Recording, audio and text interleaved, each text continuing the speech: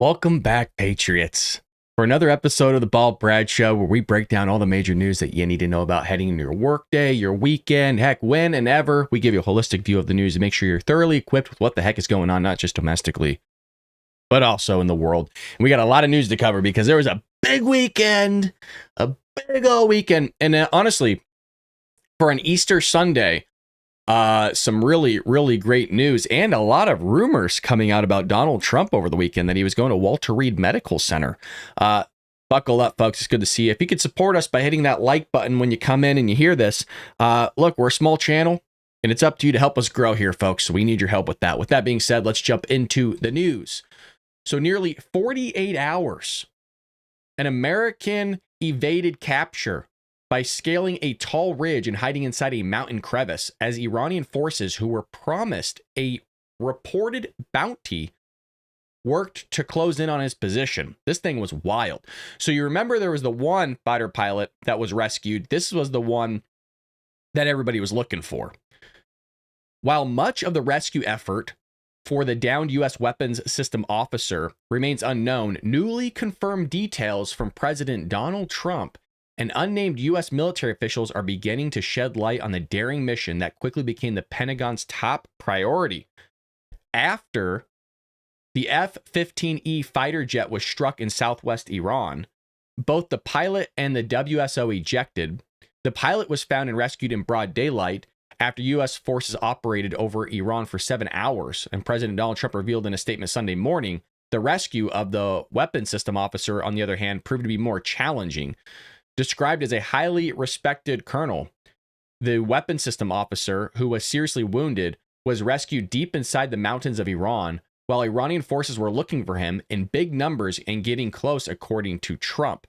After hitting the ground, the colonel relied on his survival, evasion, resistance, and escape training to avoid capture. I mean, this is going to be a Hollywood movie, isn't it not? This is going to be one of those, baby, where we're IMAX strapped to our seats. What's going to happen, even though we know the outcome now?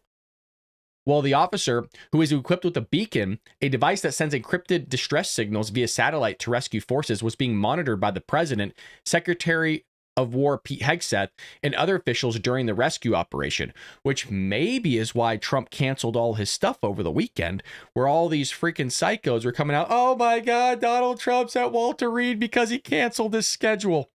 Isn't it amazing that when Donald Trump cancels his schedule, everybody freaks out that it must be a medical issue? But when Joe Biden canceled his schedule and put a lid on like everything every single day, well, because it was the normal, oh, well, he's completely fine. It was the reverse, where Joe Biden was mentally ill. Sadly, it's not a great thing to say about somebody. Like, the guy was off. He was deranged. He was very ill, and most likely had cancer, although somehow that evaded people. And it was completely okay. Donald Trump most likely was in the Situation Room handling this whole thing to bring the troops back. And, he's at Walter Reed. Oh, give me a break. The officer climbed roughly, look at this, 7,000 feet into mountains terrain to conceal himself, as hundreds of special operation forces from various branches, along with dozens of warplanes and helicopters, and support from cyberspace and intelligence assets, were mobilized to rescue him, according to the New York Times. I mean, this is an incredible story. Israeli officials shared intelligence with the United States to aid the search and rescue effort, while the Israeli military paused airstrikes in the area, according to the Fox News. Meanwhile, the CIA launched a deception campaign inside Iran, spreading false information that the colonel had already been rescued, confusing Iranian forces as the operation unfolded, the outlet reported. Now, according to the New York Times, Iranian convoys attempting to reach the area were stuck to keep them away, from the evacuation zone, so they bombed the crap out of them. And a senior military official described the operation and mission as one of the most challenging and complex in U.S. special operations history. I don't know. I don't understand why that would be the case, to be honest. Look, I'm all for this guy being rescued, of course. I'm all Americana. But that part, I don't understand why it would be the most complex in U.S. special operations history. I feel like the Bin Laden thing would have been like the most, or, something else. I don't understand. If this guy was on the mountain range with a beacon, you knew where he was at the entire time. The only reason I'm saying like this is a little odd of a statement is because we're being told that, we pretty much wiped out Iran's military. They got nothing left. All they got is, a few missiles. That's pretty much it. But it's like, Well, you took out an F-15 fighter jet. You took out a couple other craft allegedly too. And we can't go rescue one guy. It's not that safe, but we're told that the airspace over them is completely in U.S. and Iranian control. Or not Iranian, Israeli control. Something ain't right here. I don't know. Something's not making sense in my mind. The MQ-9 Reaper drones were used to create a lethal perimeter to protect the crew member from Iranians who got within 3 kilometers of the officer. Reports differ on whether a firefight occurred during the operation. The New York Times reported that U.S. forces engaged Iranian units, while Fox News said no direct firefight took place. Yeah, but if you look at this, we're going to get to it. We lost some craft in this. The Washington Post, citing anonymous U.S. sources, reported that the Iranian forces opened fire on 2 helicopters searching for the weapons officer, wounding several American service members on board. Now, listen to this. At least 1 aircraft involved in the extraction, possibly a C-130 Hercules, was left behind after becoming stuck in the mud and was later destroyed to prevent it from falling into enemy hands. Okay, so it wasn't like shot down. That was my thinking. That's kind of sad, you know, the thing's stuck in the mud. But hey, you know what? They're made to land on what? Tarmac? It's like cement and asphalt and dirt, not mud. I mean, they're heavy. Doesn't take much. The New York Times described a similar complication, reporting that 2 transport planes became disabled at a remote base in Iran after the weapons officer was rescued. Air and Space Force magazines claim the 2 planes destroyed were an MC-130J Air Force Special Operation planes. Okay, so they weren't shot down. So it's very all confusing. I mean, it's kind of embarrassing that one got stuck in the mud and we got to blow it up, but hey, it is what it is. Commanders ultimately flew in 3 additional aircraft to extract all U.S. personnel and destroyed the disabled planes to keep them from falling in Iranian hands, which I'm all for. Not like Joey, right? Giving them billions of dollars of military-grade equipment. The engine's already warmed up for them, ready to go. I am still blown away that there was no pushback from the Democrats on that, still to this day. That Joe Biden just gives them billions of dollars of military-grade equipment. It's just like, I mean, it basically armed the entire Afghan force. You know, the Taliban, everybody else. This is unreal. Wild. But then we get rid of like 3 things because it's stuck in the mud, and other ones just, I guess, didn't work for some odd reason. And we blow them up so it can't get in enemy hands. It's, oh my God, could you believe it? It's unbelievable. No, I can believe it because that's probably the smart thing to do. You don't exactly want to just hand over great technology to the enemy. It's not rocket science. It really isn't. But what do we have to do, folks? We always have to play what? Stupid. And when you play stupid, that's when a lot of things start making sense. All right, well, the White House released this here. We will never leave an American war fighter behind. I love this, and a great look. I mean, talk about a leader and the fact that your leader is willing to go to extreme lengths to make sure that you come back safe. It's kind of nice knowing when you're storming the beaches that the boy got you. You know, the boys here got you. It says here, the people of Iran are fully ready to overthrow the Islamic Republic today. Repressive forces are threatening civilians with military-grade weapons. I never understood what this meant. I know I use a term, it's just because so does the media. But I mean, again, a Glock is a military-grade weapon. A knife is a military-grade weapon. I just, the phrase of that is just, you know. To me, it doesn't matter what the weapon is. It's force. You know what I mean? It's not a good thing. You could have just said repressive forces are threatening civilians with firearms in the streets. That's all I need to hear. It doesn't matter the gun to me. You're threatening them with a firearm. It could be a 22. It could still do a lot of damage to you. The streets and are prepared to delete protesters. If the U.S. and Israeli forces eliminate these repressive units, the Iranian people will bravely take the streets and seize the cities. Maybe. I'm not so sure. Here's Ed Krasenstein, who's always, this guy's always throwing some weird stuff in there. Matter of fact, we're going to click on his thing in a little bit, his profile, because I want to see what he had to say about the whole Trump thing. I'm definitely not proud of deleting schoolgirls, having high gas prices, or separating kids from their parents. Are you? I'm not proud of having high gas prices. We had huge gas prices under Joe Biden. What's this guy talking about? Separating kids from their parents. Both Joey and Barack did this. What's this guy talking about? This is what he does. I mean, it's sad that you have people that are basically willing to sell their soul on the internet to just spread this type of crap. It's crazy. And it's sad that 1 million followers and this guy just spreads and says wild things, man. How does the war in Iran end? Trump nukes them. Trump chickens out and declares victory. Iran surrenders. A new regime takes over. Another way? I'm starting a war to distract from the fact that something little girls. I would, now this is all legalized, right? It's all legalized. This is I assure you, this is extremely carefully worded, and it wouldn't surprise me if the guy contacted lawyers about it. It's kind of like that whole in the closet thing with Tom Cruise back in the day. So they went around getting like legal issues with it. This is him so he doesn't get sued, is what he's doing. And by the way, no proof that this happened, just throwing out wild accusations about somebody, which I think is absolutely disgusting. It doesn't matter what it is. It doesn't matter if it's about Joe. It doesn't matter if it's about Trump. It's just these people, for some reason, they're not normies, man. I'm not sure. Again, my guess is you're seeing definitely a lot of evil in the world that's willing to show its face a lot more. Like it's getting more bold with showing the evilness of itself. I never understood, because it's not a normal thing to do, man. It's not a normal thing to go online and say something like that. For example, a lot of people over the weekend hit me for my Jenna Ortega video. And you want to know why they hit me? Is because one, it was, hold on a second. I had to open TikTok.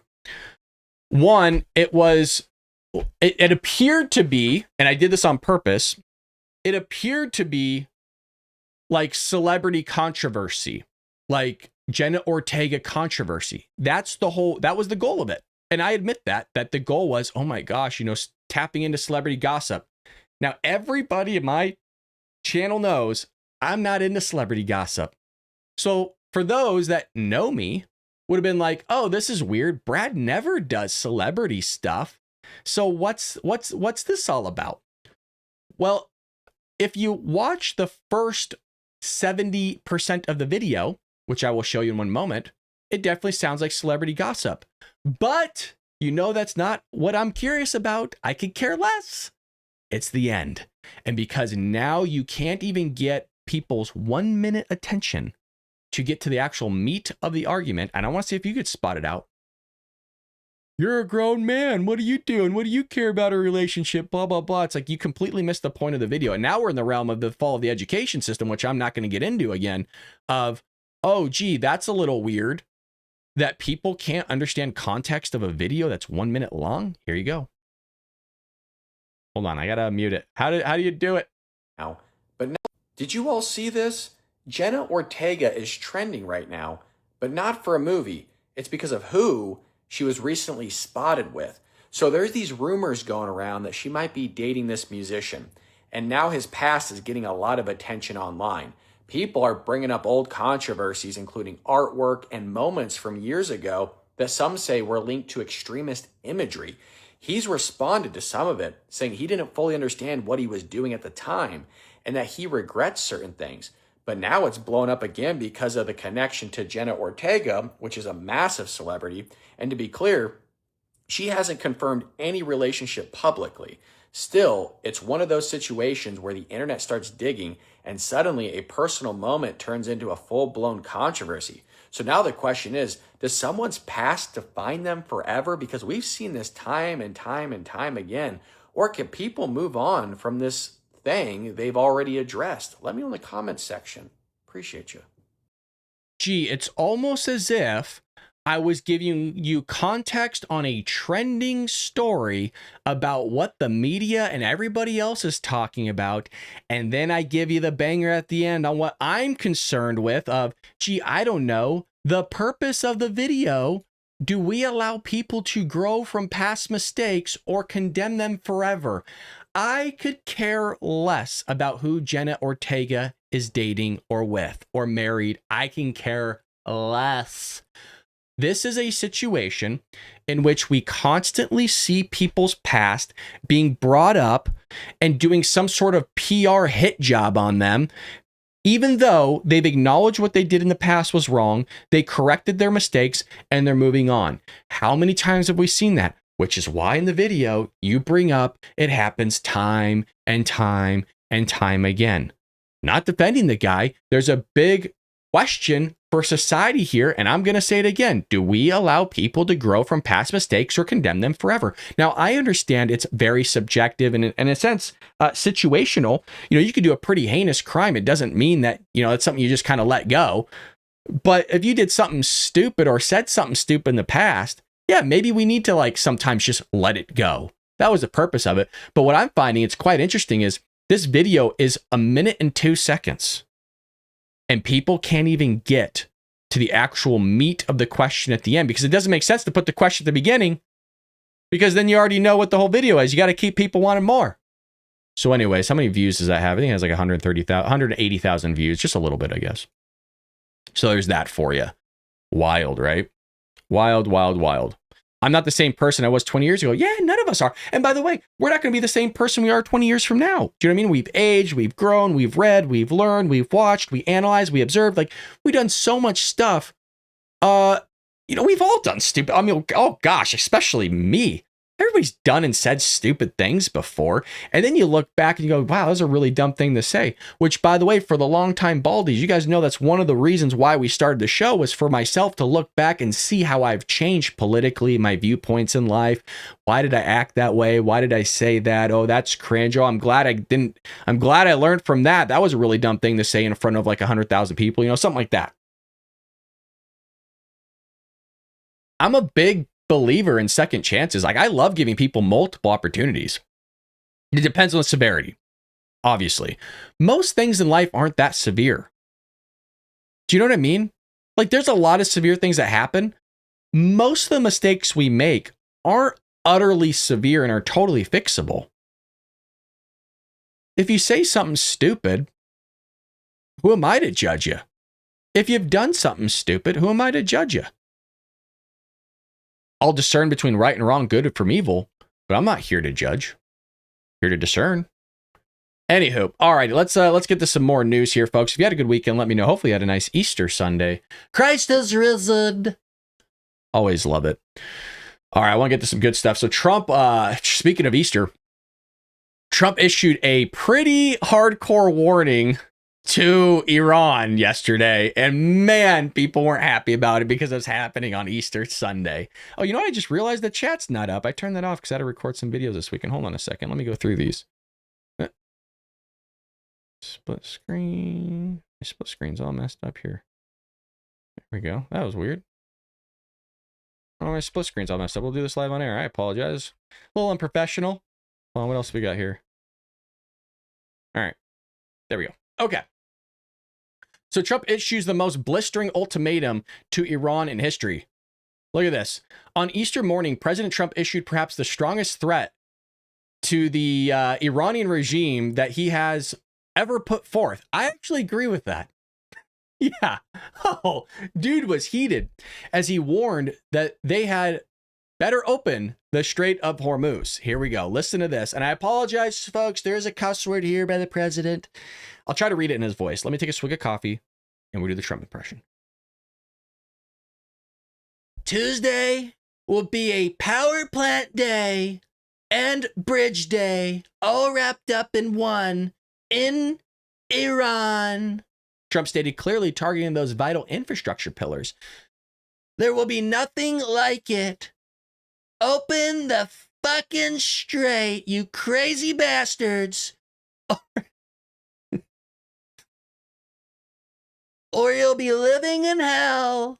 Just watch. Praise be to Allah, President Donald J. Trump. Oh my God. Oh. Talk about a warning. This is kind of like a drunk text, You've had a couple of shots with the boys, and you just let one loose online. You know what I mean? It's powerful words. Is it presidential? No, not even close. But here's the thing. It's already baked into the cake that this is who Donald Trump is. Is anybody surprised? Not at all. Now, are we going to be surprised if a future president talks like this in any way, shape, or form? Yes, because it's not how you should talk. Trump is not a normal president. And honestly, we kind of need that. But I would say at some point, we do kind of need a normal president at some point. You know, in terms of way you talk and you handle yourself a little bit. Like, I love Trump. I'm not beating the guy up. I voted for him for 3 times. You guys know that. But we also know we need to be rational about the fact that there's a way that presidents conduct themselves, handle themselves, and speak. Do we know this type of stuff is going on behind the scenes by every president? Absolutely. I mean, there was private letters sent between Adams and Jefferson. I believe it was Adams and Jefferson just completely ripping each other. But that was behind closed doors. You know what I mean? That's not something that's made public. The only reason it's made public now is because, well, they're dead and gone, and we have them. But we all know that the cussing, the smoking cigarettes and drinking and doing all that stuff happens behind the scenes. It doesn't need to be public.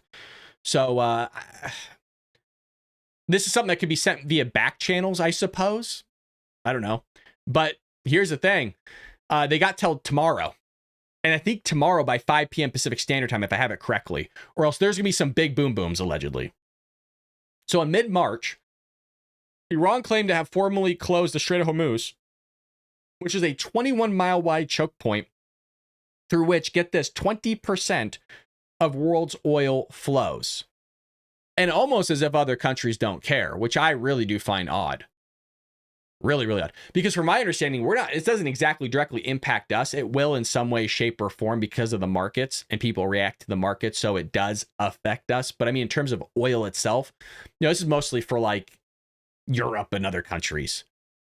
On March 21st, Trump warned if Iran doesn't fully open without threat the Strait of Hormuz within 48 hours from this exact point in time, the United States of America will hit and obliterate their various power plants, starting with the biggest one first. Now, that was March 21st.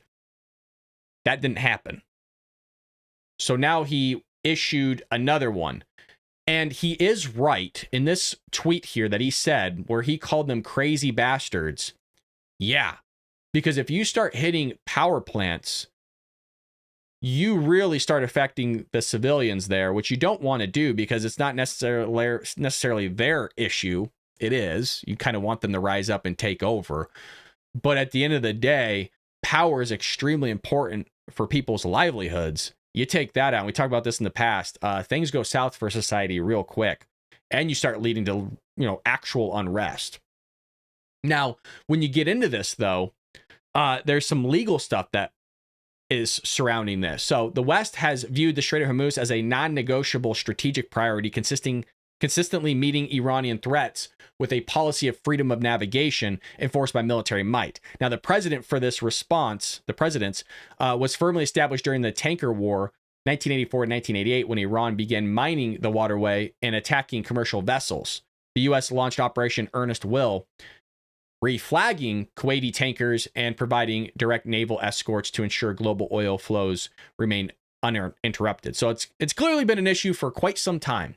Whenever Tehran utilized the strait as a bargaining chip to protest sanctions, most notably in 2011 and 2019, the U.S. and its allies responded by deploying massive carrier strike groups and forming international maritime constructs. You're not exactly getting that right now.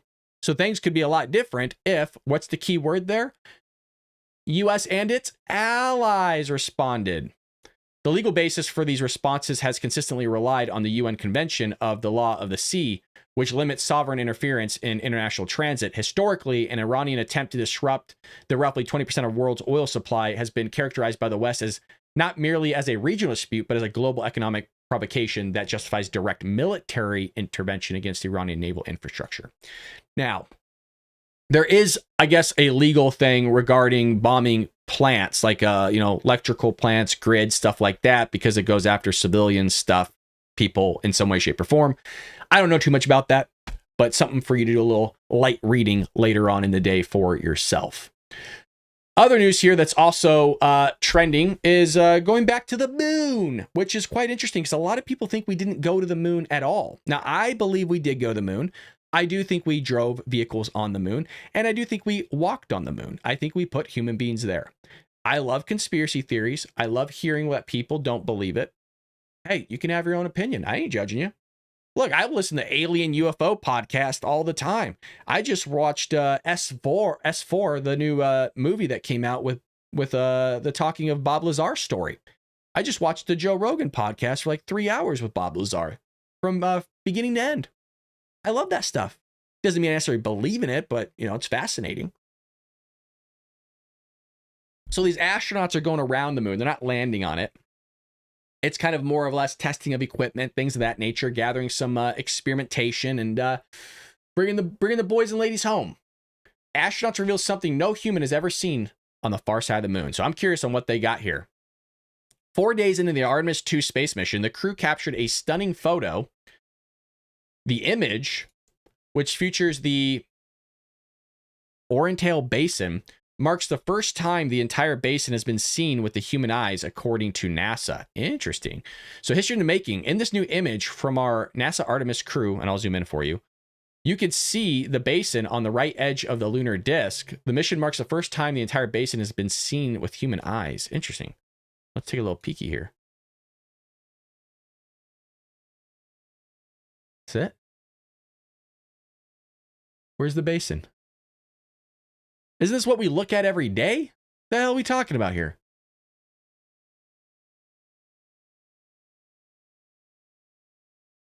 Yeah, my beard's looking bushy. I haven't put product in it. I just got out of the shower before I came on.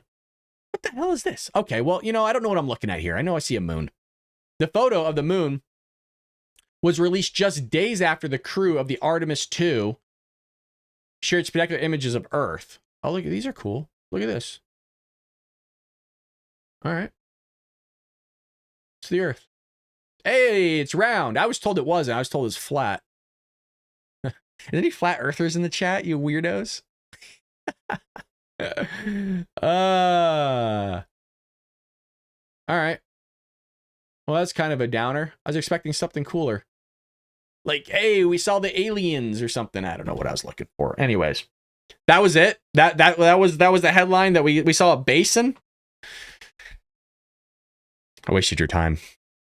And I apologize. That's my fault. You put that one on me. That's not anybody else's fault but mine. I'm running the ship here. I got the control panel. It's me. All right, so we got more fraud coming back. Now, not literal fraud, because we haven't proved it yet. You know what I mean? You're innocent until proven guilty. What we got here is California high-speed rail faces scrutiny over costs again.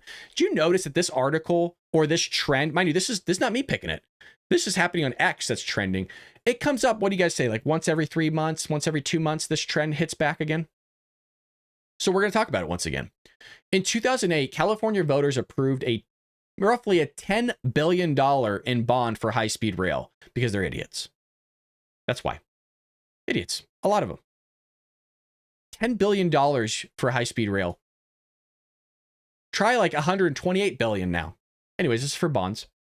Projected estimated at $33 billion at the time. This is 2008. Folks, I graduated high school in 2007. This is almost 20 years I've been dealing with the shenanigans, okay? 20, yes, 20. Back then it was estimated at 33 billion. It's 128 billion now.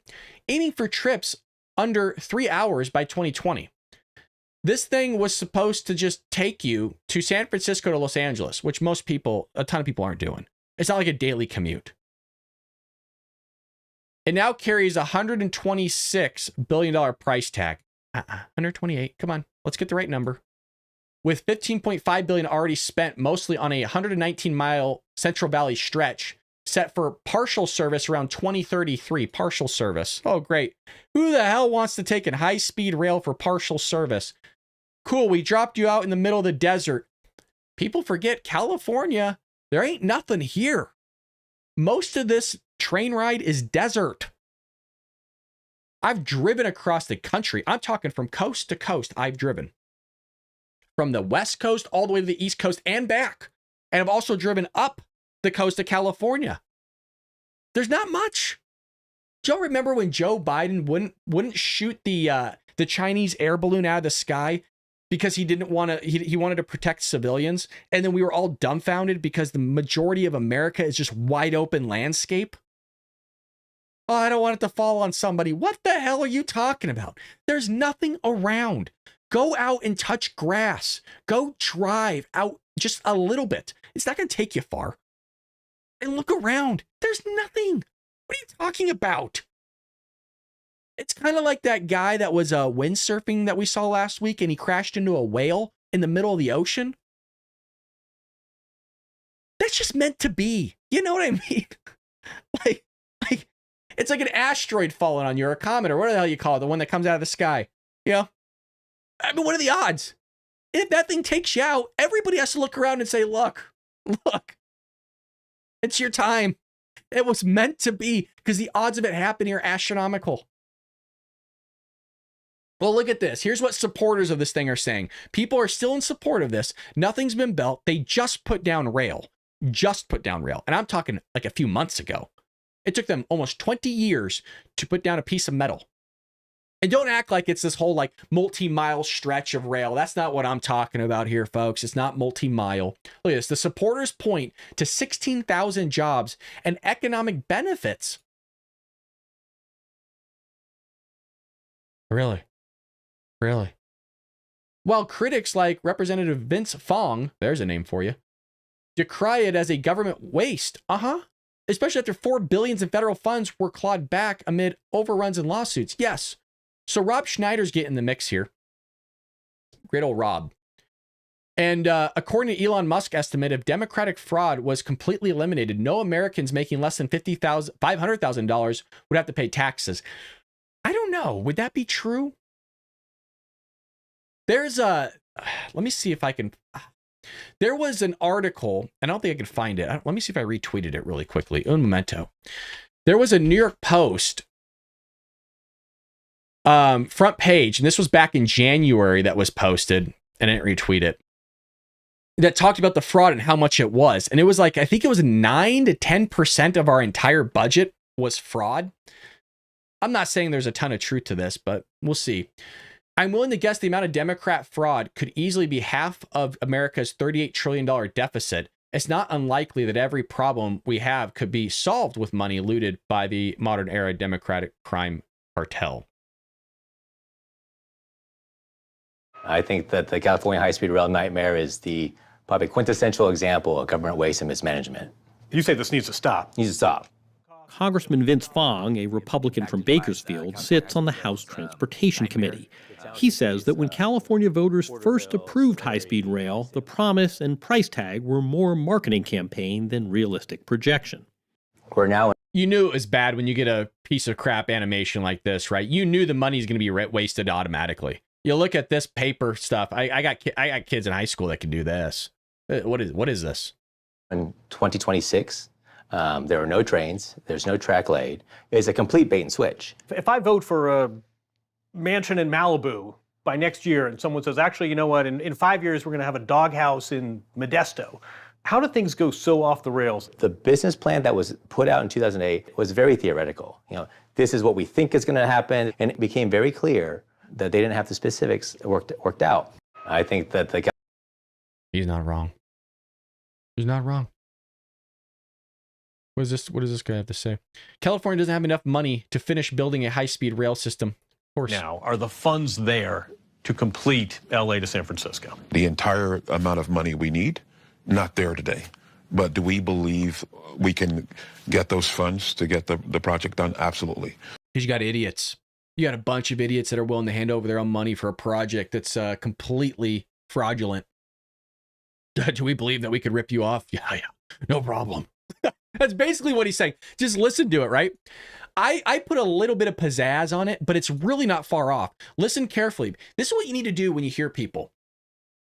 I do this for entertainment, right? Act silly and stuff like that for the camera. But if you listen to this is exactly what he's saying. Oh yeah.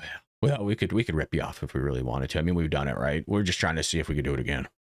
But do we believe we can get those funds to get the project done? Absolutely. I mean, look, I put more of a humanistic and like raw thing to you because I'm not beholden to anybody, right? I'm beholden to the Lord and Savior, right? But you get what I'm saying here. I basically gave you, if this guy was to act normal, that's what he would have done. That's how he would have said it. Oh yeah, I just are you kidding me, man? Like the suckers, dude, we're just siphoning money from them. Yeah, they're too stupid to realize it. How much do you estimate it's going to cost to connect high-speed rail San Francisco to LA? Today, we estimate with the right optimization. What do you guys think? What do you think he's going to say? With the right optimization? It's government. What are you talking about? It's been fucking 20 years, man. You haven't laid any rail. Anyways, let's get back to the core question here. How much money do you think he's going to say? Come on, put it in the chat. Put in a number. If you put in $1 million, get out of my chat. If I want it in the billions, okay? Come on. How much smoke do you think this guy's going to blow up our you-know-what? Oh, by the way, and please understand, there is hundreds of thousands of people in California that are totally drooling out the mouth for this guy right now, and they are totally on board with anything he says. 100 billion? Oh, no problem. Let's vote for it. Oh, no problem. We need high-speed rail. 15 billion, that's a really good guess. That is actually a damn good guess. Thank you for keeping it with the B, by the way. Because you get some psychos out there, they're gonna do it for 100,000, Brad. I'm telling you. You just gotta give them more chances. Look, I'm all for giving people chances. Miss Mom says 100 billion. 100 billion. Really? Mind you, they're gonna BS you here. So it's a head game that we're dealing with right now. This guy's gonna BS you with some number. It's probably gonna be far beyond that. Yeah, oh boy. Oh boy. We're throwing out some big old daddies here, aren't we? Okay. Just over $125 billion, I think. Oh my God. Okay. Some of you weren't even close, and I'll be honest, mentally, neither was I. But Miss Mom and Pat, a ding, ding, ding. A ding, ding, ding. Miss Mom did 100 billion. Pat in there did 150 billion. Holy Lordy. I'll be honest, I wasn't expecting them to say that amount. We're going back.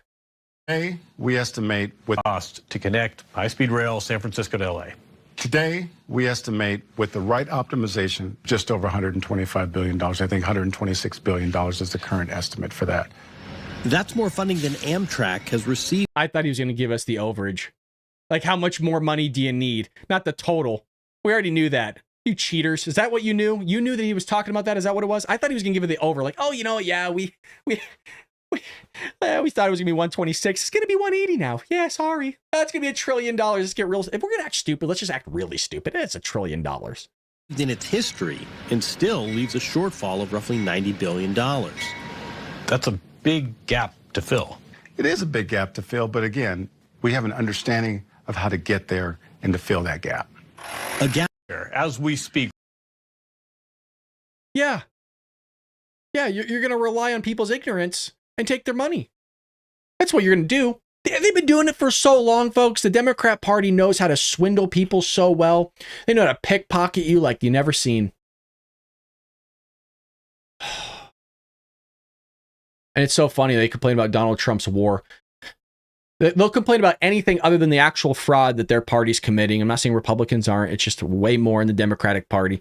They won't complain about all the waste and abuse of the government system that they rely on. It's so mind-blowing. The lack of common sense and just critical thinking really, really is a bewilderment. And it's only going to get worse. We haven't even peaked in terms of lack of critical skills and critical thinking. I, as somebody that was in education as a teacher for a decade, pretty much, I got to see what our future looks like. I don't think you understand. No, sorry. I know you don't understand. I'm not trying to be talking like you're down here. If you fully grasp the words that I'm saying, then yes, you understand. The entire system is fake. Please understand that. Your kid, if you have a kid in school, is not an A student. I know you think little Johnny is. Your kid is not an A student, not even close. It's all fake. In high school, they do turkey drawings, folks. Okay, let me give you a little bit of sense of some serious skill that takes place now in 12th grade. They do turkey handprints for Thanksgiving. That's what you did in kindergarten when we grew up. And people think I'm joking. I am not being a smartass right now. I'm being as freaking as serious as a heart attack, dude. You have no clue. I need to write a book on this. I started writing it. I need to do it. And I still don't think it's going to be enough. Kids can't read. They don't know words like gap, between, width, agriculture, downside, limitation. These are the ones off the top of my head. I'm not even making these up. It's just so common that I know them very well. It was the first year I had to rewrite problems to a middle school level, even though I teach 12th grade or taught 12th grade. It's bad, man. They can't convert decimals, dude. They can't convert a decimal to a percentage. What is 0.60 as a percentage? 60%. They can't do it. If you want to know when you learn percentages, just so you know, some start learning at elementary school, the tail end of elementary school. You 100% get it in middle school because it's a standard. It's bad.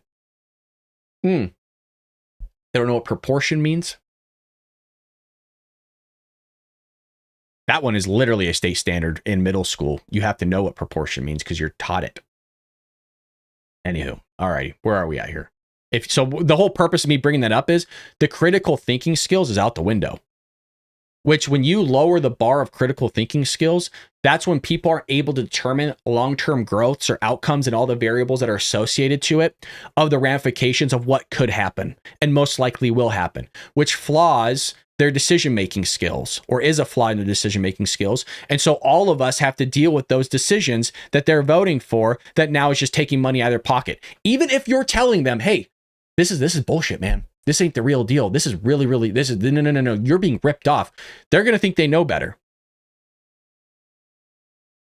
Let me explain something to you. You want to know how I know this, that they think they know better? I taught statistics, AP statistics, and finance. I'm not perfect. I don't know everything. I'm willing to admit that even when I make mistakes. When you're doing that much math every single day, are you going to make a mistake? Oh, absolutely. Probably on a daily basis. But the amount of arguing that you have to do with students that are going to tell you that you're wrong, when almost every single time they're the ones that are wrong, it gets tiresome. And it happens every day. Crazy. Now, are there times when they are right? Yeah. Absolutely. Anywho, all right, where were we? Trump repost Mall of America highlighting Somali crowds and welfare claims. Oh, man, fraud is still good. I feel like the fraud thing is just not really taking hold. You know, I thought it would. I thought that this stuff would start being a bigger story. I think it's a huge story. And the mainstream media just does not want to really just push it out there and just endlessly talk about it, which is odd, right? It's like there is some weird evil entity that's allowing this thing to ride. Okay, so Trump reposts Mall of America video highlighting Somali crowds and welfare claims. Take a peeky. So let's see, Donald Trump, American AF. This is literally the Mall of America, Minnesota. 85% of the people are on welfare, by the way. Tomorrow.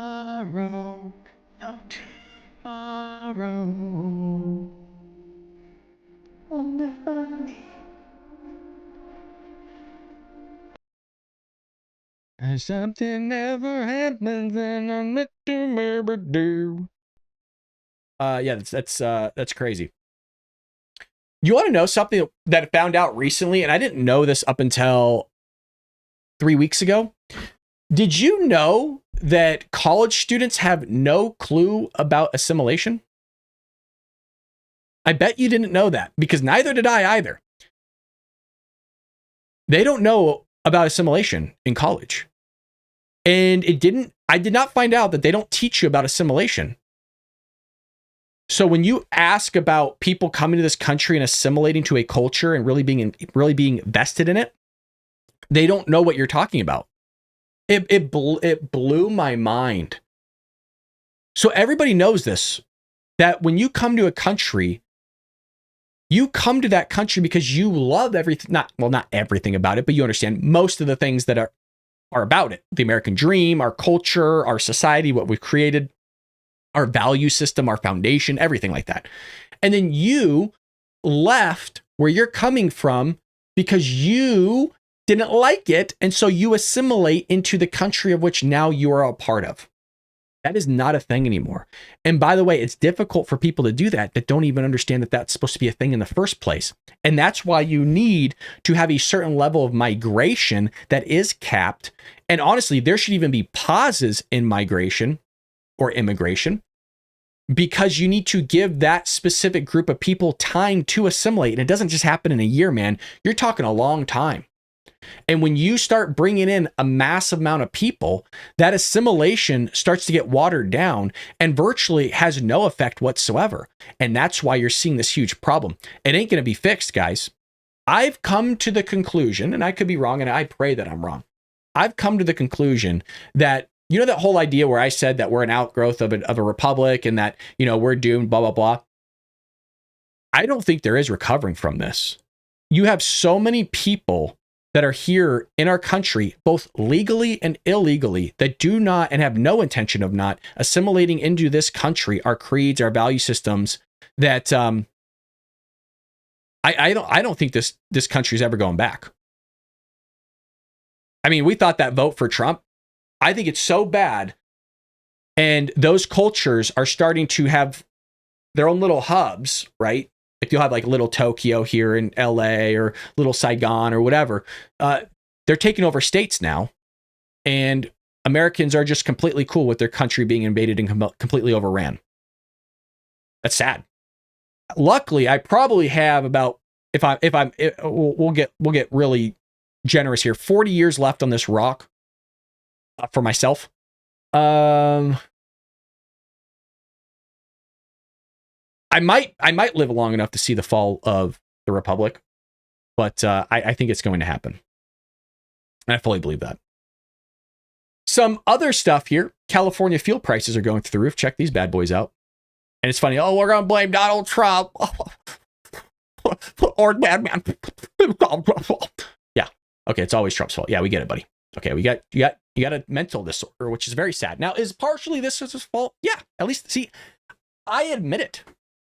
But you can't come to terms and grasp the whole idea that most of these costs associated to you are done by your party. But it's easy. What do we say? It's easy to blame other people. California's fuel crisis hits terrifying new high. Here's how it'll hurt you. Look at this. California's fuel crisis has reached a shocking new milestone as diesel blows past $8 a gallon in San Francisco, the highest price ever recorded in any U.S. city. I'm going to say this again. People miss it. California fuel prices has reached a shocking new milestone. Diesel blows past $8 a gallon in San Francisco. They broke another record. The highest price ever recorded in any U.S. city. Just like Joey's blowing out records when he was president with illegal immigration, California, same thing with fuel prices and everything else. The homeless, all sorts of negative stuff. The average price of fuel used to power everything from trucks to industrial machinery sat at a statewide, this is average, $7.67 per gallon on Sunday. It comes from AAA. I've cited these same stuff before. They're so deranged here, they don't even believe in AAA anymore. Like the main stat that everybody goes to, they're so delusional now in this state that they won't even take the number from AAA anymore. And you know, I always put this in this filler. Well, how do you know that? Because I read the comments like a mother, you know what? And I engage with these people. Because I live here. And when you bring up AAA, yeah, AAA, really? That's the one you're going to use, buddy? Give me a break. We all know that stuff is bloated. We all know that number is inflated. It's a lot lower. They have to, because of their decision making, people don't like making bad decisions. Neither do I. But what happens is when that decision and that thing that you push so hard for starts having drastic consequences on yourself, and you have to realize that the thing that you did yourself to help promulgate and promote a negative thing upon everybody else, if you can have the option of either putting that blame on yourself and having to deal with that psychological aspect of it, or put it on some other dude that you already hate and you know a lot of the country hates as well, like 40 million plus people, it's a lot easier to blame Orange Man over there that you've never even met before on a state issue that you voted for and you put in place. And what was that? All these taxes and fuel regulations and all this other nut job stuff. It's a lot easier to blame somebody else than it is yourself. And that's what you're seeing here. So now experts are warning the huge surge is going to hit consumers in the pocket by summer, with everyday goods set to skyrocket because everything is through fuel. Everything. Now, when I say everything, there's always going to be those people that come in here, oh, well, not really everything. You know, there's this goods at the sales at the grocery store, Brad, that actually doesn't have any associations to the fuel market. So it really is not everything. It's called speaking in general terms. That's what it is. Please have a sense of understanding that people talk in generalities, because when you're always talking in specifics, you actually don't really get anywhere. There's not enough time. Just 2 weeks ago on March, diesel in California, listen to this, just 2 weeks ago, well, not 2 weeks ago, a month ago, it's a month ago, let's be fair, a month ago, 4 weeks ago, was $3.90 a gallon, meaning prices have doubled in a month. Yep. Even this is low. See this premium $6.59, are you kidding me? I gotta see on the way home. On the way to work. I got to see how much gas prices are on the way to work. It has to be 7 something down here for premium. If diesel's hitting 729, 739, it has to be like 710 for premium. Because usually premium and diesel aren't too far off from each other. Right now they are. Look at these. Look at this number here. Right now, big time away off from each other, but usually they're pretty close. The spike comes as the rest of the U.S. sees diesel prices begin to stabilize after soaring in a wake of military action against Iran and closure of the Strait of Hormuz. But California is bucking the trend, of course. Why is California any different than the other 49 states? Why would that be the case? Unbelievable. Everybody else is kind of softened out, you know what I mean? Now the curve is stopped. But no, California, boy, we got to be different. Well, they're bucking the trend with prices jumping a whopping 35 cents, highlighting how exposed the state is to supply shocks. Can you imagine what it would look like if one refinery dropped? You could hit $11, $12 a gallon. If one refinery goes down, this state is crippled. Look at this. Let's go down here. With the state consuming between 3 to 4 billion gallons of diesel a year, the state taxes adding about 70 to 80 cents per gallon of current prices. Almost $1 a gallon you could be lower if you weren't being taxed. By the way, it's supposed to go to roads. Oh yeah, that's working great. Roads are real great here in California. And for everybody in California that's able to vote, you going, oh well, we're gonna get a Republican governor. Big whoop. You think that guy's gonna do anything? He can veto some stuff. Get the legislature to use a problem. We ain't out of this, man, and we ain't getting out of it for a while. Somalia have government money. It is their incentive to have an electric car or bicycle, I suppose. Here in Arizona, it's $4.19, $4.49 on average, and we get our fuel from California. Yeah, well, not just that. So does Arizona, and that kind of goes into it, right? I mean, Harrington Painter says it here in the chat that then you're competing with Nevada and California basically for fuel, right? Well, the issue is if you have a refinery going out, you gotta now your prices are going to skyrocket too because not enough. If they only had light rail, yep, that would solve it. Let me see if there's anything pressing I wanted to show you guys that I shared. What is this? All right, hold on a second. Let's see here. No. Nope, that was it. All righty.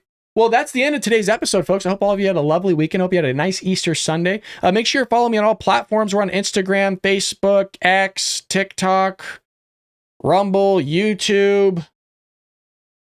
Probably missing something. We're kind of everywhere. But follow me on those. And we post usually, we do a morning show, but then we post videos on those other platforms, little short form videos.